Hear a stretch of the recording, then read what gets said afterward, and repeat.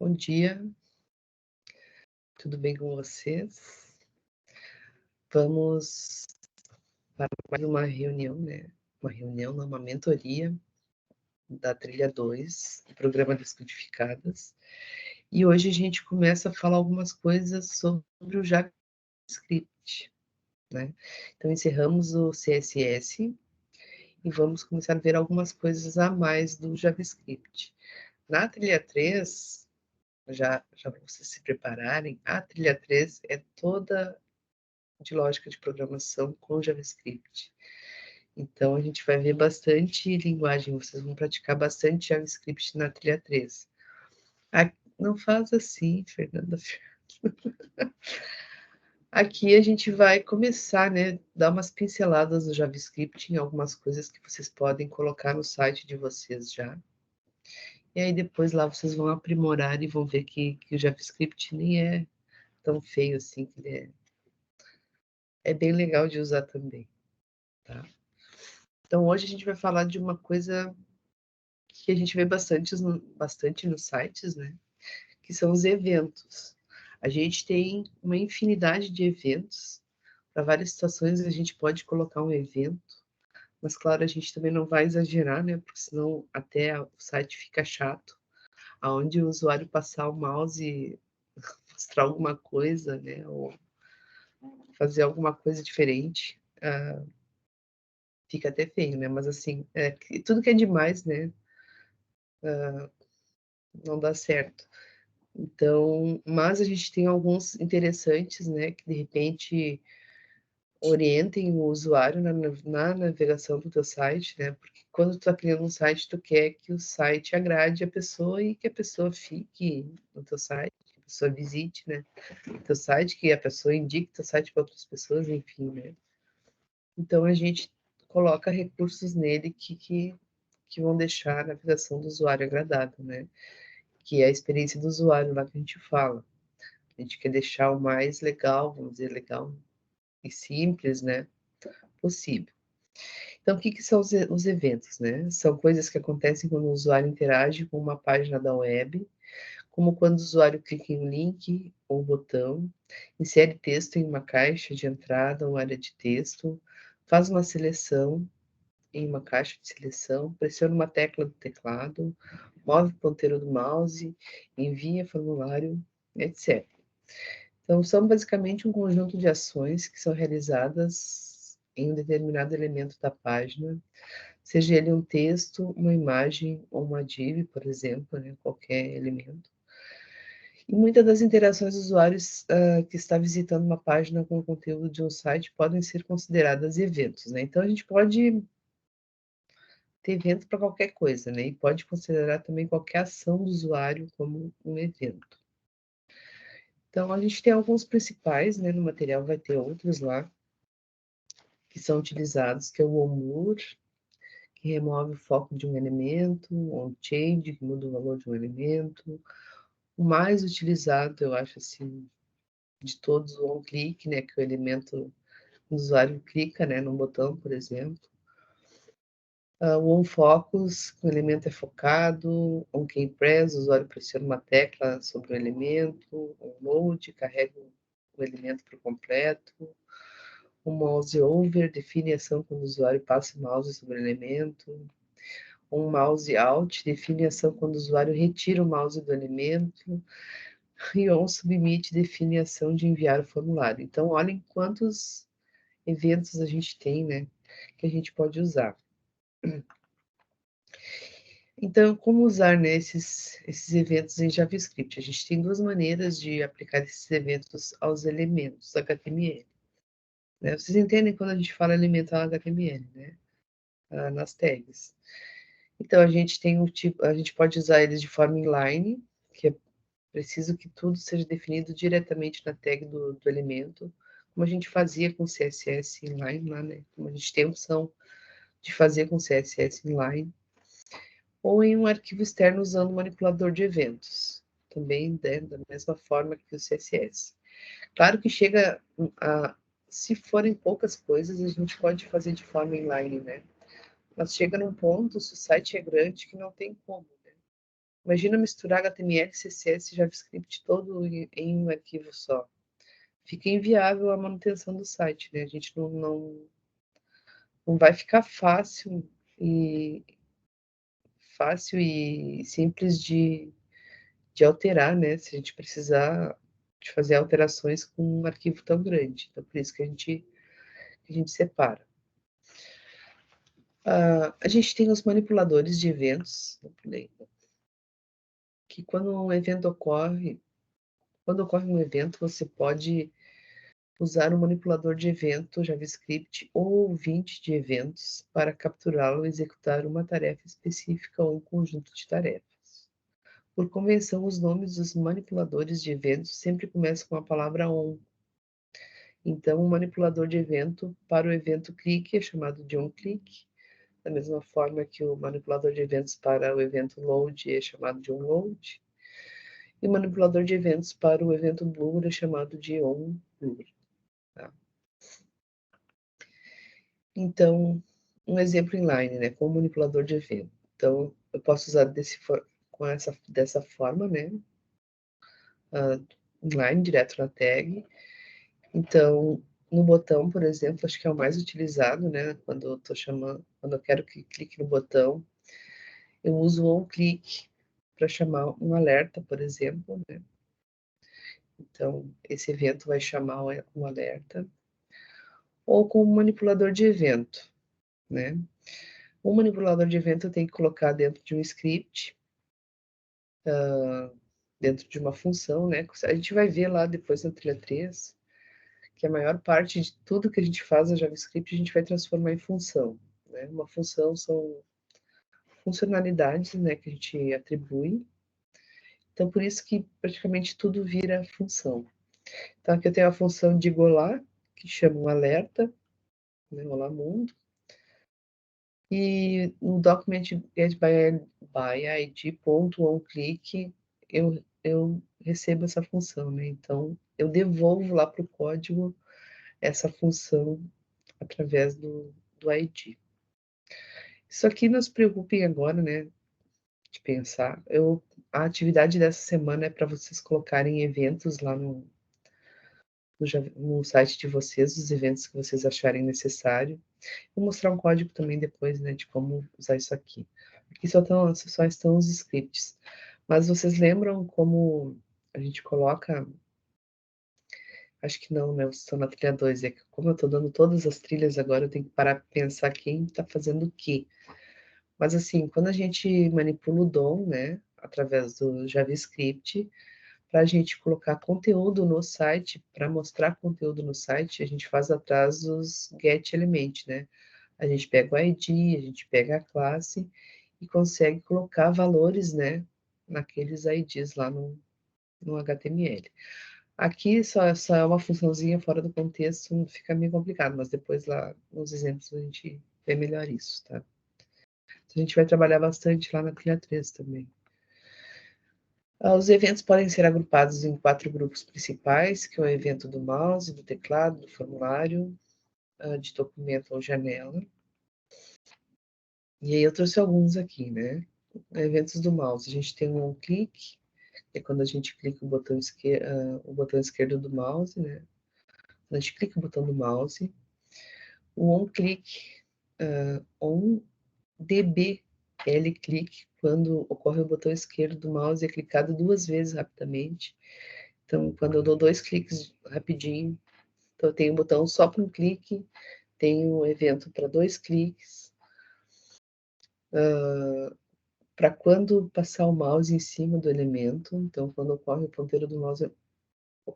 o ponteiro do mouse é movido sobre um elemento. Então ele fica alerta, né? Quando eu estou usando esse onMove, ele fica prestando atenção no posicionamento do mouse e captura o movimento do mouse, né? Quando o mouse passar por cima, ele vai acionar esse evento, vamos dizer assim. O mouse out, quando o ponteiro do mouse é movido para fora de um elemento, então para dentro, para fora, ou um mouse move, ocorre quando o ponteiro do mouse é movido sobre um elemento, então ele vai ficar E esse evento é disparado repetidamente quando o ponteiro do mouse estiver se movendo. Então, por exemplo, ele conta quantas vezes em um site, né, o usuário passou o mouse por cima do elemento, né? Isso às vezes isso a gente pode usar para controlar navegação, né? Ver se chama, sei lá, se um elemento do site chamou atenção, se o usuário se chamou a atenção do usuário, né? Nesse contexto a gente usa os eventos.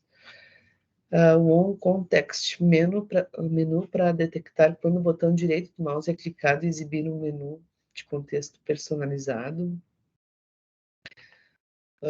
O Keydown, aí uso do teclado, né? O Keydown, que é acionado quando uma tecla é pressionada, então também tem um evento para ficar escutando, né? Quando eu uso esse document.add event listener, ele fica escutando o evento, ele fica esperando, né, pelo evento. E, né, controla se uma tecla foi pressionada ou não. Aqui, né, eu trouxe os eventos fora de um contexto, né? Então, vocês pensem aí no que vocês poderiam usar, né, no site que você já tem algum desses eventos. Depois a gente tem o uso do teclado, continuando com o uso do teclado KeyUp, que é acionado quando uma tecla é solta. Keypress, que é acionado com uma tecla pressionada e solta. E podemos também verificar qual tecla foi pressionada usando o objeto event e a propriedade key. Então, eu também posso... Aqui estava falando dos eventos, né? Agora me desconcentrei com o barulho que deu aqui. Então, a gente pode também, né, qual tecla foi pressionada, qual foi solta, né, ao mesmo tempo, se o usuário, por algum motivo, clicou numa tecla ou não. Depois dos eventos de formulário, né, se eu quiser ficar controlando o que está acontecendo em cima de um formulário, então tem o submit, que é acionado quando o formulário é enviado.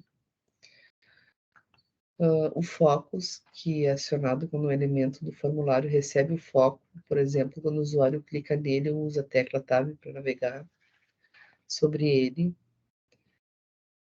O blur, que é acionado quando um elemento do formulário perde o foco, né, quando quando a gente está numa caixinha e vai para outra. O change, que é adicionado quando o valor do elemento, quando o valor de um elemento do formulário é alterado, por exemplo, quando o usuário seleciona uma opção em um elemento select ou digita algo em um elemento input, né? A forma de uso sempre é a mesma, né? Praticamente a mesma. Depois, eventos de carregamento de janela. Então, o load é acionado quando o conteúdo do documento é completamente carregado, incluindo imagens, scripts, né? Você pode usar esse evento para executar uma determinada ação assim que o documento estiver pronto. Sei lá, né? De repente eu quero saber quando o site foi todo carregado. Posso usar esse evento, né? Para ficar esperando ele me dizer. Só que quando ele diz no console, né? Quando tá mostrando aqui, ó. Essa função vai executar, só que vai mostrar o resultado no console log. É lá quando eu inspeciono a página, né? E vou na opção de console. Isso não aparece para o usuário, só para quem está criando o site. Depois o onload, que é acionado quando o usuário deixa a página, por exemplo, quando clica em um link para ir para outra página, ou fecha a janela do navegador. Então, com esse tipo de evento, a gente pode, de repente, controlar o tempo, né, que o usuário ficou na tua página. O resize, que é acionado quando o tamanho da janela do navegador é alterado, por exemplo, quando o usuário redimensiona a janela ou gira o dispositivo em uma tela sensível, né? O scroll é acionado quando o usuário rola a página, por exemplo, quando usa a roda do mouse ou setas de rolagem. E aí um saiba mais, né? A documentação do Mozilla aqui, para vocês darem uma olhada. lá no W3 School. Vai ficar até chato, né? Ficar falando de tanto evento aqui, porque a gente tem evento para praticamente tudo. Alguns vídeos aqui também, 2 vídeos mostrando, né, falando sobre o assunto. Mas, assim, o evento é no sentido de tu tá trabalhando com site, por exemplo, né? Tu quer ver como está a interação do usuário com o teu site, né? Então, tu coloca eventos para monitorar isso. Quantas vezes o usuário entrou e saiu de algum lugar? Quantas vezes o usuário clicou em algum lugar?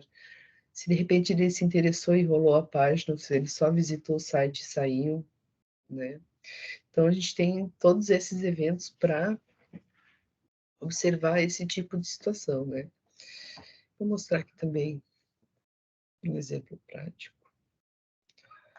O Teams está todo diferentão hoje aqui, até para navegação. Não sei o que aconteceu essa noite.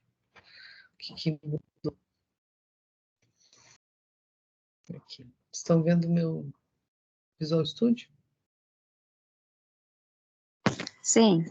Então, Sim. tá. Então, aqui eu tenho um HTML comum, né? Com alguns eventos para a gente ver. Todos aqui estão usando o ID, ó. Eu vou ter um botão, né? Com ID Click Button e um PID Click Message. É nesse lugar aqui que o evento vai ser mostrado. Porque lá no JavaScript, quando eu vier aqui no JavaScript, eu vou ter os ouvintes de evento, né? E vou colocar nos IDs, né, através do inner text, o evento que eu estou usando aqui, nesse exemplo aqui, né? Em cada um, ele vai colocar o retorno do evento nesse ID aqui, pelo ID. E vai ser mostrado lá no HTML, nesse espaço aqui que eu abri, tá? Isso aqui não vai aparecer nada na página, né? Não, não tem nenhuma... que é um P, né? Seria para mostrar um parágrafo, mas notem que não tem nada aqui dentro do espaço, né? Que seria para mostrar alguma coisa, que seria para mostrar um parágrafo, um texto.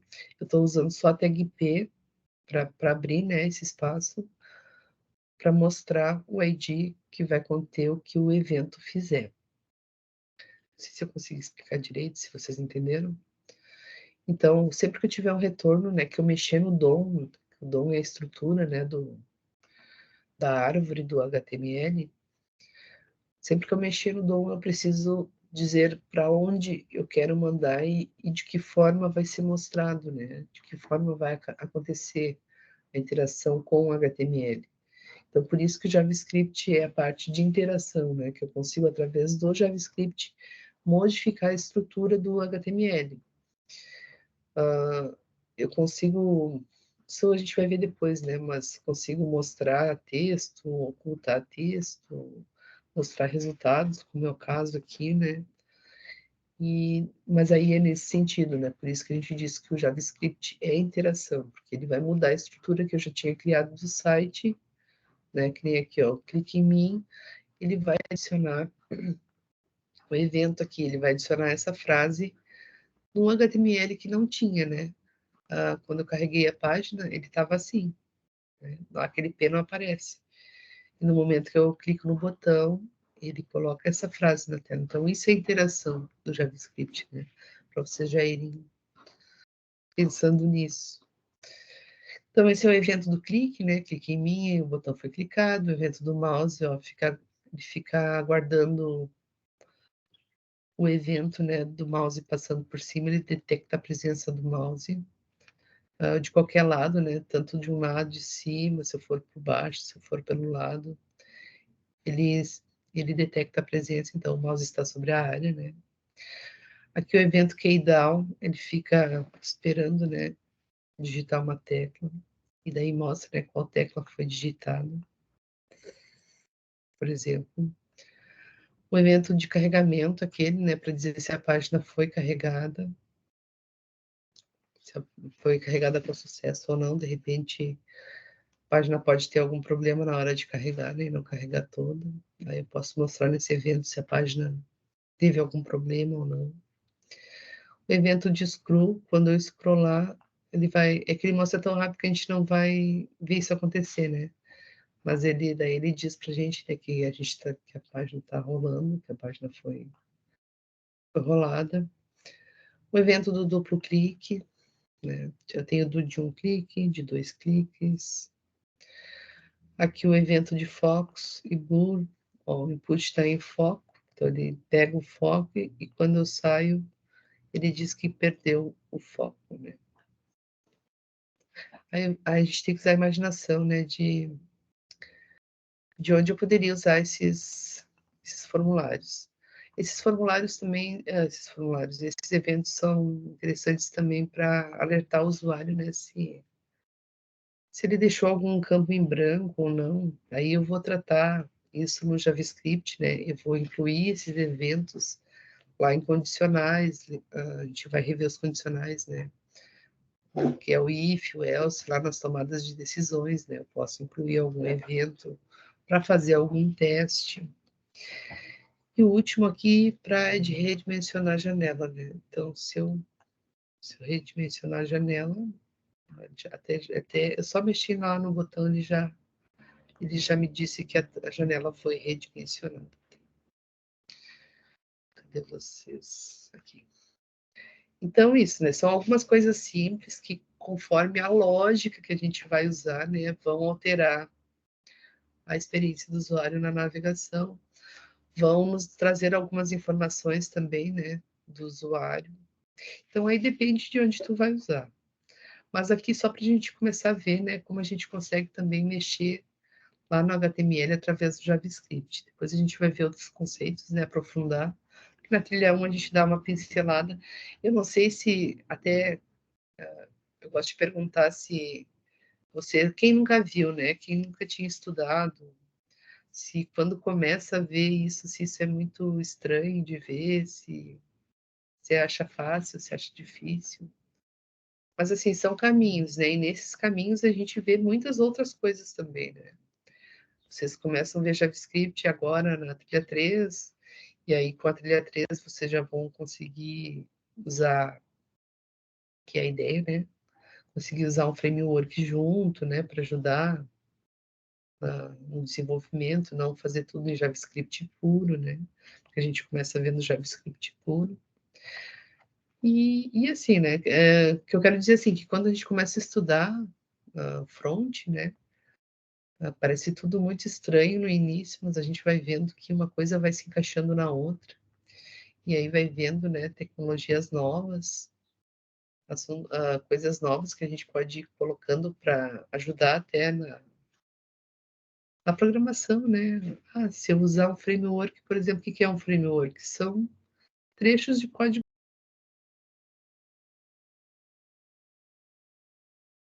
mais simples, parece estranho no início, mas que nem o React. O React, eu crio vários componentes, né? E depois eu posso usar esses componentes em outros lugares, não preciso fazer aquele código de novo, né? Isabel diz que tem coisas que é mais fácil de fazer e outras mais difíceis, porém dá para ver vídeos. Sim, a gente tem muito material hoje em dia. Hoje em dia que eu digo, pensando lá no meu tempo de estudante, né? Quando eu comecei a fazer a faculdade. Nossa, o Google tinha pouquíssimo conteúdo, porque ainda era novidade, né? Ainda eu tô com 48, né? Isso pensa em uns mais de 20 anos atrás. Então, a gente tinha livros físicos e a gente não tinha essa facilidade que tem hoje. Hoje, a gente tem inteligência artificial também, né? A qualquer momento a gente pode fazer uma pergunta. Aí, claro, né? Daí entrando naquele assunto de novo, usar a inteligência a nosso favor, né? Como se a inteligência fosse um mentor também, né? Fazendo perguntas, não pedindo só resposta, né? Senão a gente acostuma a pedir só resposta lá e não começa a ficar preguiçoso, não quer pensar mais. Mas, nossa, não tinha vídeo, não tinha todo esse material, não tinha gente falando sobre o assunto. Hoje, se tu não gostar, por exemplo, o que a Rafaela falou não fez sentido nenhum para mim. Vamos procurar outra pessoa lá no YouTube. E aí tu consegue procurar, né? Nossa, vai foguinho. Consegue achar outras pessoas falando sobre o mesmo assunto, né? E algumas que tu te identifica mais, né? Aí tu pensa, nossa, agora sim entendi, da forma que essa pessoa falou, eu entendi, né? Então a gente tem muita opção de estudo, né? Claro que entram vários fatores, né? O tempo, o que tu quer, o que tu foca no momento, né? A gente tem que ter muito foco para aprender, porque é muita coisa para estudar. A gente cansa, né? E tem vários fatores. Então, mas a gente agora tá bem mais fácil como era antes, né? Olha, eu chorei agora, me engasguei com nada aqui, cheguei a chorar aqui. Desculpa. E, então é isso, né? A gente tem que focar e pensar, não, eu vou aprender isso. Agora eu quero aprender front-end. E também não tem medo de botar cara, né? A gente vai ter algumas palestras agora, falando sobre carreira também, né? Falando também sobre essa parte de segurança.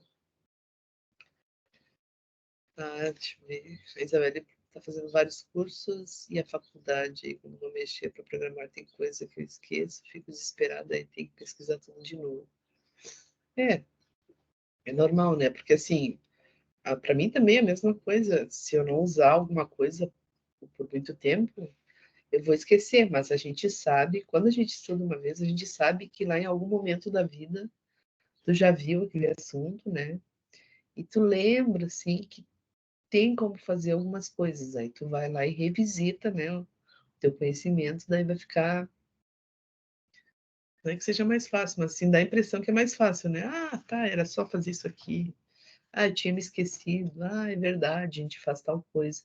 Porque a gente já tem o conhecimento em algum lugar, né, guardado. A gente só não está usando. E claro, quando a gente não está usando, a gente esquece a sintaxe.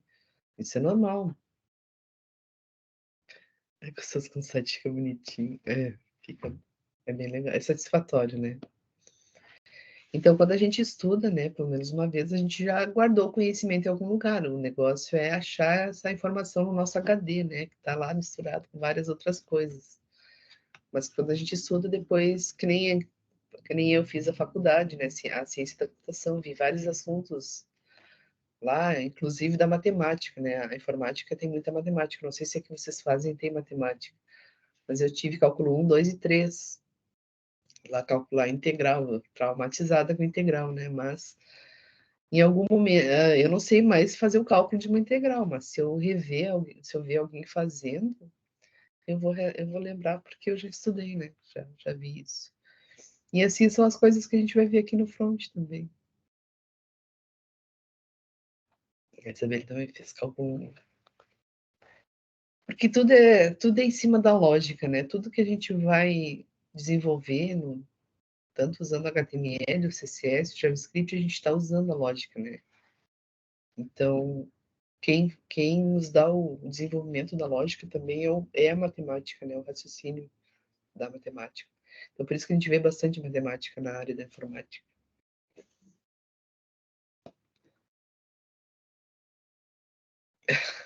A Vânia está fazendo um UX. São bastante coisas que a gente tem que pensar, né? Os eventos aqui é uma coisinha mínima, né? De um todo que tu pode criar. Tem que, tem que ter empatia também, né? Tu tem que pensar em como o usuário vai. Em relação a cores, né? Posicionamento de elementos, textos muito longos ou muito curtos, né? Tem que pensar em todos os aspectos. Termina a fac em agosto. Isso aí. Tu tá lutando para entrar no estágio. Então, é o que eu ia falar antes, né? Aí me engasguei no meio da conversa, perdi meu raciocínio. Mas os estágios, assim, vocês estão fazendo cursos, né? O que eu sugiro? Tu faz curso, posta lá no teu LinkedIn, faz um perfil legal, né? Que tu fez tal curso, que tu está fazendo, né? Sempre mantém teu feed atualizado, Porque as empresas hoje em dia elas estão olhando muito o LinkedIn, né? Elas estão buscando muitas pessoas pelo LinkedIn. Pelo LinkedIn, inclusive, a gente consegue seguir as empresas que a gente gosta, né? Eu não sei se vocês têm LinkedIn, mas a gente consegue seguir as empresas que a gente gosta e ver as vagas que estão disponíveis, né? E aí sempre tem alguém lá postando lista de vagas. Existe uma rede, né, legal ali de comunicação. E tenta, né? Às vezes a gente olha para uma vaga, assim, a síndrome da impostora do lado, assim, da orelha, falando, né? Ah, essa vaga aí não dá para ti. Essa aí tô pedindo muita coisa ali, não. Nem vai que tu não vai conseguir. Nem te inscreve para tu não passar vergonha, né? É esse pensamento que vem. Mas, assim, nem todas as vagas, eles pedem um monte de coisa e nem tudo que eles pedem tu vai usar, né? Eles já fazem isso até, acho que para criar um filtro, para espantar, de repente, as pessoas, né? É, ó, a Vânia pensa a mesma coisa. Mas, assim, a minha sugestão é que você tem que tentar. Tenta e fala com firmeza. Ah, isso eu não tenho muito conhecimento, mas eu estou estudando, sei lá, né? Assim, responde, se tu for chamada para entrevista, responde com firmeza, acreditando naquilo que tu já estudou e naquilo que tu sabe que tu vai conseguir se tu ainda não estudou ou não sabe direito, né? A gente tem que. O não a gente já tem, a gente tem que pensar que o não a gente já tem, né? E, e uma hora dá certo. Quando eu entrei na NFI, eles me acharam pelo LinkedIn também. Então, mas tu tem que manter, né? Tem que manter tua rede atualizada, não parar de fazer cursos, né? Que nem agora vocês estão fazendo faculdade, fez o curso de UX, que o recrutador vê? Olha, né? Ah, essa pessoa está sempre procurando se aperfeiçoar, ela não está parada no tempo, né? Porque às vezes também não adianta a gente fazer um curso e parar. Ah, já fiz o curso, tá, e parar. Vocês viram que aqui na nossa área tudo muda a todo momento, né? A gente fez uma coisa hoje, amanhã já inventaram outro recurso, sei lá, que a gente tem que estudar. Então a gente não pode nunca parar de estudar, né? A gente não pode se acomodar. É uma área que a gente tem que estar sempre atento, né, também. O legal também que eu acho do LinkedIn, lá fazendo propaganda do LinkedIn, mas assim, tem muitas palestras, né? Links de palestras, de pessoas falando sobre o assunto. É legal também a gente ouvir as pessoas falando, né? Tem podcasts também, para a gente ver o que está acontecendo, até termos diferentes, né? Que às vezes a gente escuta um termo e a gente fica, ai, o que isso quer dizer, né? O que isso significa? Então, para a gente ficar atualizado, né? Tá sempre se atualizando. O inglês, né? Inglês nem é mais básico, mas agora eles estão pedindo só, eles nem falam mais no básico, intermediário. O inglês, infelizmente ou felizmente, a gente tem que se virar nem que seja com Duolingo, né? A gente tem que angustiando a mulher.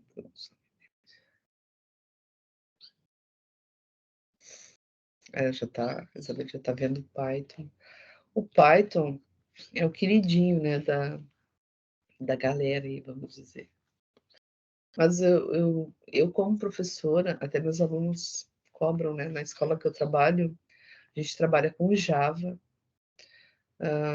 na linguagem orientada a objetos. E aí todo mundo cobra, né? Por que que tu não, por que que vocês não trabalham com o Python, por exemplo? O Python é muito mais fácil, mais simples. Mas assim, a ideia de aprender o Java é que o Java é uma linguagem consolidada, né? O Java está no mercado há mais de 20 anos. Então, bancos, né, empresas grandes usam o Java no desenvolvimento, porque o Java ele é fortemente tipado. E o pessoal também não gosta do Java, porque o Java, se tu não usar uma lógica muito coerente, ele até deixa executar o código ali quando tu está programando, mas ele acende uma lâmpadazinha no compilador, meio que reclamando assim naquela lógica, isso aqui não tá, isso aqui tá certo, mas não tá muito bom. Então toda essa questão de segurança, né, do código, de como construir o código, é nesse sentido que o Java ele ainda está no mercado, né? Acho que ele é a terceira ou quinta linguagem mais utilizada. E o Python já não, né? O Python já te deixa mais livre. Tu pode criar variável a qualquer momento, né? Não precisa definir o tipo da variável, nem JavaScript. Tu só declara a variável. No Java isso ele não deixa, né? A gente tem que declarar a variável, dizer qual o tipo, em alguns momentos converter para inteiro, para a linguagem ter certeza que tu quer usar o número inteiro, né? E aí isso espanta os programadores agora, né?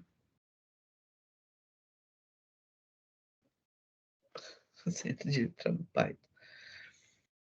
Então, por isso, essas questões, né? Mas a gente tem que observar, né, as funcionalidades.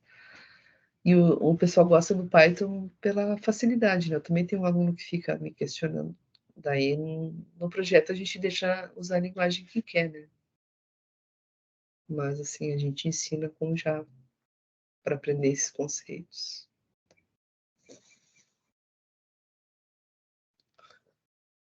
E depois que a gente aprende, a Fernanda fez uma cara, assim, quando fala do JavaScript, mas, ó, vamos resumir o pensamento, ó, vamos pensar de uma outra forma. Quando a gente começa a estudar JavaScript, a gente acaba usando muitas vezes a mesma coisa. Tu não concorda? Não sei se tu já programa em alguma linguagem, mas a gente acaba usando muitas vezes a mesma coisa. O que que vai diferenciar, fazer a diferença? A lógica, né? Então a gente tem que desenvolver bem a lógica, porque a linguagem não tem muitas coisas assim extraordinárias para a gente aprender. No fim, a gente acaba usando sempre as mesmas coisas no código. O que vai mudar ali é a lógica, né? De quando usar uma coisa, quando usar outra, o que fica melhor, o que não fica. Eu não sou muito fã de Java, não. De JavaScript. Não sou, não porque eu não goste, mas porque eu não aprendi da forma correta, né? Eu acho que no curso que eu fiz ano passado faltou muito uma boa explicação de como ele funciona, né? E hoje eu tenho a maior dificuldade de mexer com JavaScript por causa disso. Muita dificuldade mesmo. Eu amo CSS. Se eu tiver que escrever um treco lá de 500 linhas para CSS, eu vou embora, porque eu amo. Já não me identifiquei tanto com Bootstrap. Não gostei. Porém, a gente, querendo ou não, acaba usando, né? Mas, sim, assim, infelizmente, eu não tive um conteúdo, um ensinamento legal sobre a lógica de programação e o JavaScript. Por isso que eu, até hoje, fico lutando com ele, porque ele parece que ele não funciona na minha cabeça. O fundo ele não funciona, ele funciona lá, mas aqui não. Tu vai desvendar então agora na trilha 3, que vai ser só de JavaScript. Vai ser simples, tu vai ver, não vai ser. A Isabela perguntando como seria fazer a documentação em projeto. Fazer a documentação de um projeto. Agora vamos, né, Vânia? Vamos lá, vamos. Documentação em que sentido, Isabelle? Tu tá falando como documentar? A gente tem, inclusive, softwares que fazem, né, que ajudam na documentação de projetos. O Swagger, por exemplo, é um software que ajuda a gente a criar um projeto.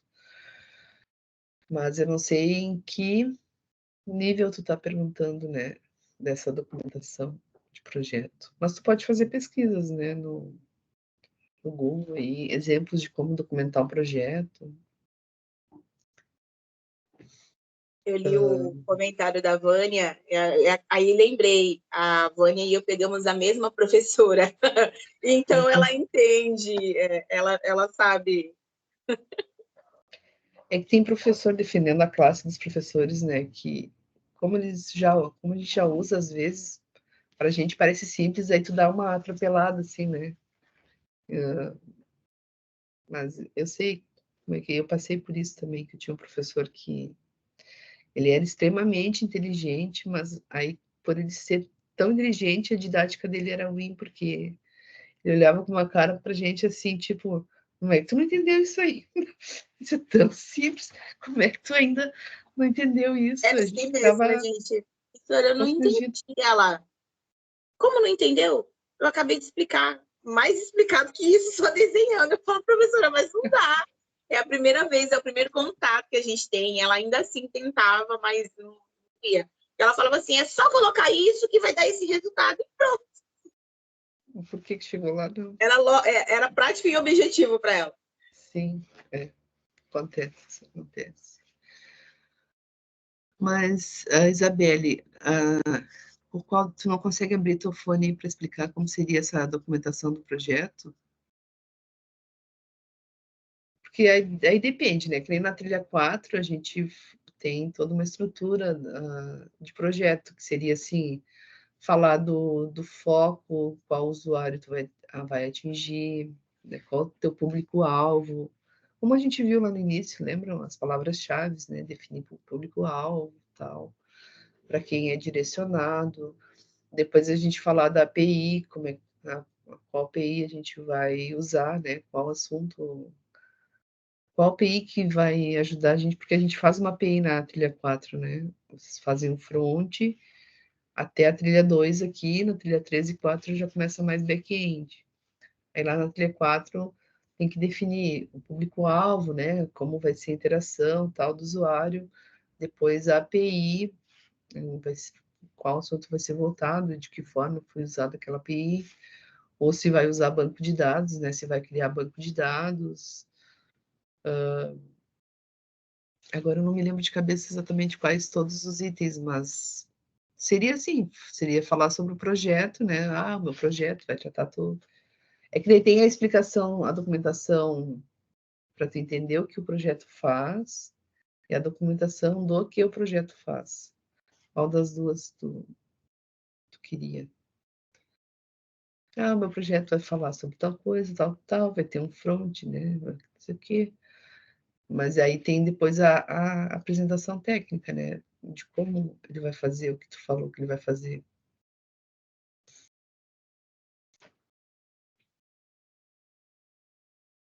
Não está conseguindo abrir.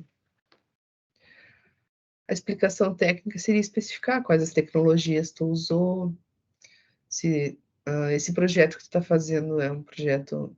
É que daí precisa de muitas informações, né?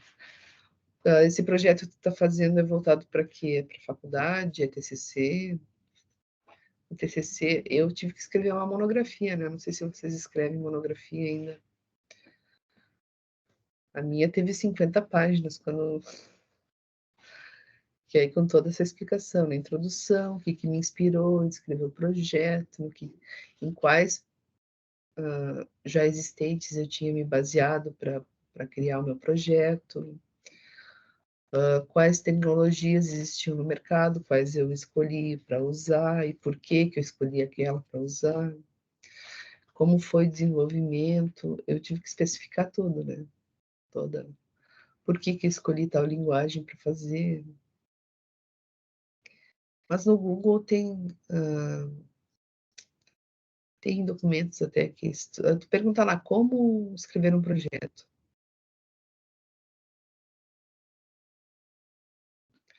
Tipo os trabalhos da gente aqui. A gente faz a documentação em si, na forma BNT, e depois um vídeo explicando. É bem mais simples. A gente, além de ter que escrever todo, a gente tinha que executar o projeto, né? Fazer o projeto na prática também. Tudo que a gente falou que o projeto ia fazer, a gente tinha que mostrar fazendo, né? Ah, e tal coisa que tu falou que teu projeto ia fazer e não tá fazendo. Ai, professor, não consegui.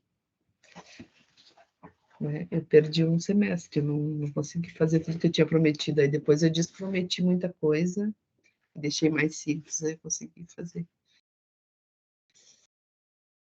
Mas, Isabelle, dá uma olhada que tu acha, assim, um material explicando como faz.